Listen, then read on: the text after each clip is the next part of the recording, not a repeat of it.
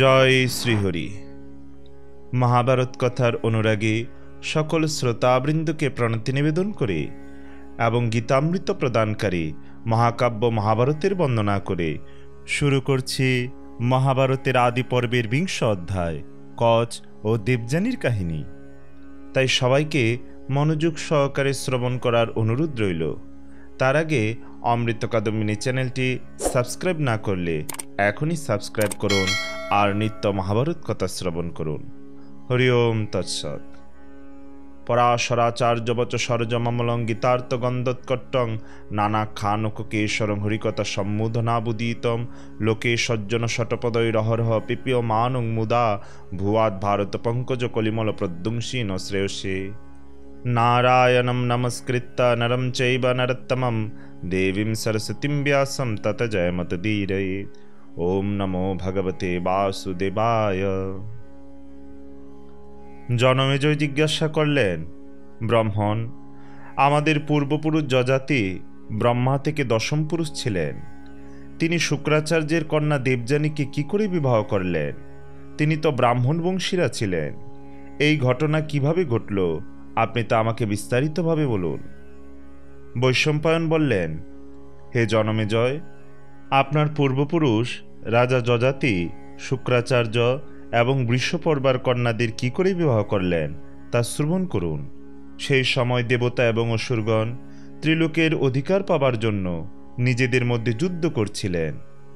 দেবতারা বিজয় লাভের জন্য আঙ্গিরস বৃহস্পতিকে এবং অসুরেরা ভার্গব শুক্রকে নিজ নিজ গুরুরূপে বরণ করেছিলেন।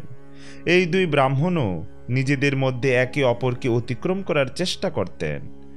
যুদ্ধে যখন দেবতারা অসুরদের বধ করেছিলেন তখন শুক্রাচার্য তার বিদ্যার সাহায্যে তাদের জীবিত করেছিলেন। কিন্তু অসুরেরা যে দেবতাদের মেরে ফেলেছিলেন বৃহস্পতি তাদের জীবিত করতে পারেননি, কারণ শুক্রাচার্য সঞ্জীবনী মন্ত্র জানতেন, বৃহস্পতি জানতেন না। এতে দেবতাগণ খুব দুঃখিত হয়েছিলেন। তারা ভয় পেয়ে বৃহস্পতির জ্যেষ্ঠ পুত্র কচের কাছে গিয়ে তাকে অনুরোধ করে বললেন, ভগবান, আমরা আপনার শরণাগত, আপনি আমাদের সাহায্য করুন। অমিত তেজস্বী বিপ্রবর শুক্রাচার্য যে সঞ্জীবনী বিদ্যা জানেন, আপনি সেই বিদ্যা শীঘ্রই আয়ত্ত করুন, আমরা আপনাকে যজ্ঞের ভাগীদার করে নেব। শুক্রাচার্য আজকাল বৃষপর্বার নিকট অবস্থান করছেন। দেবতাদের অনুরোধে কচ শুক্রাচার্যের কাছে গিয়ে আবেদন করলেন, আমি মহর্ষি অঙ্গিরার পুত্র এবং দেবগুরু বৃহস্পতির পুত্র কচ, আপনি আমাকে আপনার শিষ্য করে নিন। আমি সহস্র বৎসর আপনার কাছে থেকে ব্রহ্মচর্য পালন করব, আপনি আমাকে স্বীকার করুন। শুক্রাচার্য বললেন, স্বাগত পুত্র, আমি তোমার আবেদন স্বীকার করছি। তুমি আমার পূজ্যনীয়, আমি তোমার সৎকার করব। কেননা তোমাকে সৎকার করলে দেবগুরু বৃহস্পতিকে সৎকার করা হবে বলে আমি মনে করি। কচ শুক্রাচার্যের নির্দেশানুসারে ব্রহ্মচর্য ব্রত গ্রহণ করলেন। তিনি গুরুকে তো প্রসন্ন রাখতেনই, সঙ্গে গুরুকন্যা দেবযানীকেও খুশি রাখতেন। ৫০০ বৎসর অতিক্রান্ত হবার পর দানবেরা কচের অভিপ্রায় জানতে পারল। তারা গোচারণের সময় বৃহস্পতির উপর দেশবশত এবং সঞ্জীবনী বিদ্যা রক্ষার অভিপ্রায়ে ক্রুদ্ধ হয়ে কচকে মেরে টুকরো টুকরো করে ফেলল এবং নেকড়ে ভাগকে খাইয়ে দিল। গরুবলদেরা রক্ষকহীন অবস্থাতে আশ্রমে ফিরে এলো। দেবযানী দেখলেন গোবলদ এলেও কচ ফিরলেন না। তখন তিনি পিতা শুক্রাচার্যের কাছে গিয়ে বললেন, পিতা, আপনি সন্ধ্যা পূজা সমাপন করেছেন, সূর্যাস্ত হয়ে গেছে, গোবলদ আশ্রমে ফিরে এসেছে, কিন্তু কচ কোথায়? সে তো আসেনি। তাকে নিশ্চয়ই কেউ হত্যা করেছে বা সে নিজেই মারা গেছে। পিতা, আমি আপনার কাছে শপথ করে বলছি, আমি কচকে ছাড়া বাঁচব না। শুক্রাচার্য বললেন, তুমি এত ভয় পাচ্ছ কেন? আমি এখনই ওকে জীবিত করে দেব। শুক্রাচার্য সঞ্জীবনী বিদ্যা প্রয়োগ করে কচকে ডাকলেন, পুত্র এসো। কচের শরীরের এক একটি অংশ শৃগাল ও নেকড়ের শরীর ছিন্ন ভিন্ন করে বেরিয়ে এলো এবং কচ জীবিত হয়ে এসে শুক্রাচার্যের সেবায় উপস্থিত হলেন। দেবযানী জিজ্ঞাসা করায় কচ তাকে সমস্ত কথা জানালেন।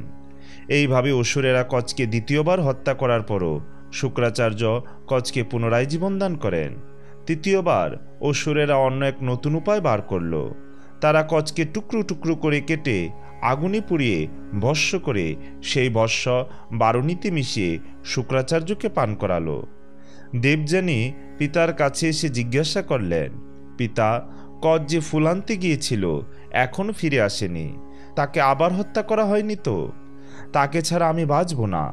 শুক্রাচার্য বললেন, মা, আমি কি করি বল, অসুরেরা বারবার তাকে মেরে ফেলছে। দেবযানী অনুনয় করায় তিনি পুনরায় সঞ্জীবনী বিদ্যা প্রয়োগ করে কচকে ডাকলেন। কচ ভীত সন্ত্রস্ত হয়ে শুক্রাচার্যের পেটের মধ্যে থেকে আস্তে আস্তে তার অবস্থান জানালেন। শুক্রাচার্য তাকে বললেন, পুত্র, তোমার সিদ্ধিলাভ হোক। দেবযানী তোমার উপর অত্যন্ত প্রসন্ন। যদি তুমি ইন্দ্র না হও তাহলে এই নাও, আমি তোমাকে সঞ্জীবনী বিদ্যা প্রদান করছি। তুমি ইন্দ্র নও, তুমি হলে ব্রাহ্মণ এবং তার ফলে এখনো জীবিত রয়েছ। তুমি সঞ্জীবনী বিদ্যা গ্রহণ করো এবং আমার পেট থেকে বেরিয়ে এসো। তুমি আমার পেটের মধ্যে রয়েছ, তাই তুমি আমার পুত্রের মতো। সুযোগ্য পুত্রের মতোই তুমি বেরিয়ে এসে সঞ্জীবনী মন্ত্রের সাহায্যে আমাকে পুনরায় জীবিত করে দিও। কচ শুক্রাচার্যের নির্দেশ মতো পেট থেকে বেরিয়ে এলেন এবং শুক্রাচার্যকে জীবিত করলেন।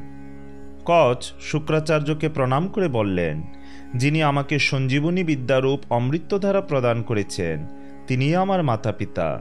আমি আপনার কাছে কৃতজ্ঞ। আমি কখনো আপনার সঙ্গে অকৃতজ্ঞতার কাজ করব না। যে ব্যক্তি বেদ স্বরূপ উত্তম জ্ঞানদাতা গুরুর সম্মান করে না, সে কলঙ্কভাগী হয় এবং নরকে গমন করে। শুক্রাচার্য যখন জানতে পারলেন যে তাকে ছলনা করে কচের ভস্মসহ বারুণী সুরাপান করানো হয়েছিল, তখন তিনি অত্যন্ত ক্রুদ্ধ হলেন এবং ঘোষণা করলেন, এখন থেকে জগতে কোনো ব্রাহ্মণ যদি সুরাপান করেন তাহলে তিনি ধর্মভ্রষ্ট হবেন এবং তার ব্রহ্মহত্যার পাপ হবে।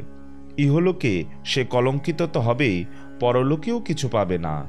হে ব্রাহ্মণ, দেবগণ এবং মনুর সন্তান, সতর্ক হয়ে শোনো। আজ থেকে আমি ব্রাহ্মণদের ধর্ম এবং মর্যাদা সুনিশ্চিত করে দিলাম। কচ সঞ্জীবনী বিদ্যা লাভ করে সহস্র বৎসর পূর্ণ হওয়া পর্যন্ত তার কাছেই ছিলেন। সময় পূর্ণ হলে শুক্রাচার্য তাকে স্বর্গে যাবার আদেশ দেন।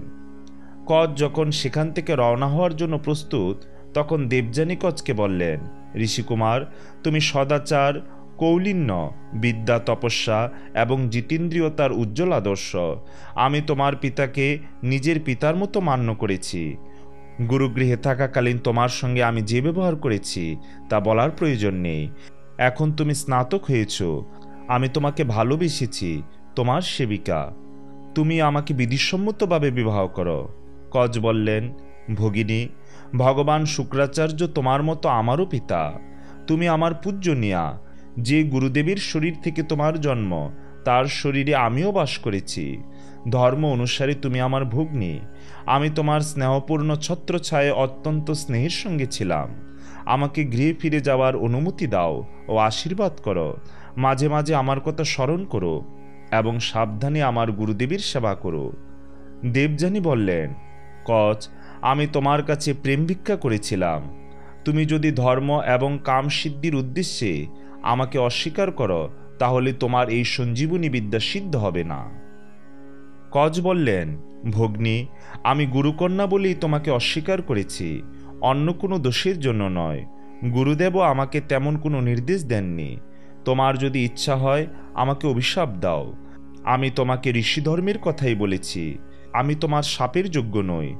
তবুও দেবযানী কচকে শাপ দেওয়ায় কচ বললেন, তুমি ধর্ম অনুসারে নয়, কামবশত শাপ দিয়েছ। তোমার কামনা কখনো পূর্ণ হবে না। কোনো ব্রাহ্মণ কুমার তোমার পানি গ্রহণ করবেন না। আমার বিদ্যা সফল না হলে কি হবে? আমি যাকে শেখাবো তার বিদ্যা তো সফল হবে। এই কথা বলে কচ স্বর্গে চলে গেলেন। দেবতাগণ তাদের গুরু বৃহস্পতি এবং তার পুত্র কচকে অভিনন্দন জানালেন। কচকে যজ্ঞের হোতা করলেন এবং যশস্বী হবার বর দিলেন।